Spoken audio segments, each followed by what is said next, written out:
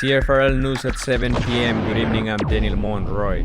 It's clear and becoming partially cloudy this evening. Right now in London it's 5 degrees. Canada Post workers are on strike and it's having an impact on the London community. The strike started on Friday after a 72-hour notice was given last Tuesday. Many non-profit organizations in the area could be affected by the delay in mail services.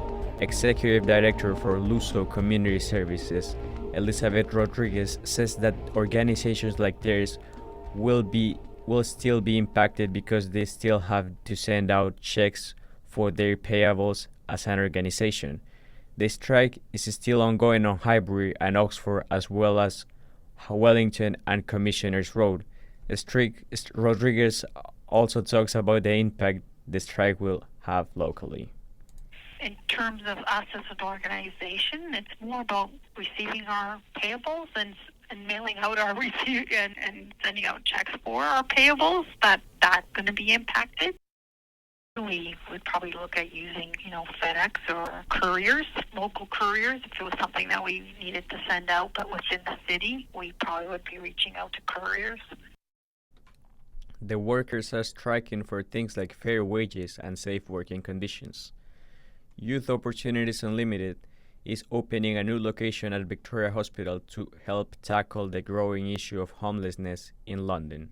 The chief executive of Youth Opportunities Unlimited, Steve Cordes, said they will help Londoners living without housing. Ansley Krinslocker has more information.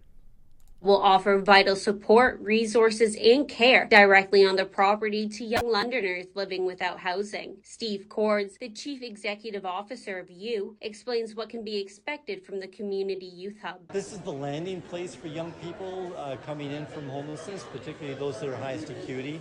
They may be referred by the emergency department, they may be referred by a community partner, London Cares, or other support staff at YOU. So many paths into the space. Once they're in here, there's a staffing ratio of 1 staff for every 5 participants here. The hub is a key component of London's health and homeless whole-of-community system response and will welcome its first group of individuals on November 25th. Ainsley Krinslocker, XFM News. As winter rolls in, FSU has set up an event for everyone at Fanshawe to celebrate Christmas with Santa Claus and other activities. Patrick Nichols, the event and activity coordinator at FSU, tells us why they set up this event. Typically, we'd either do it at the beginning of December or the very last week of November. But just the way things lined up this semester, we're doing it today, November 18th, Monday at South Campus on the 3rd floor lounge. In terms of why we do it, we're just really trying to spread that holiday cheer and whatnot for students. People at the event can eat candies, ask Santa what they want for Christmas, make gingerbread cookies, and watch glass blowing. These were the comments of some students attending. I'm so excited to see Santa because personally for me, my daughter was born on Christmas Day, so she's like a little baby Santa.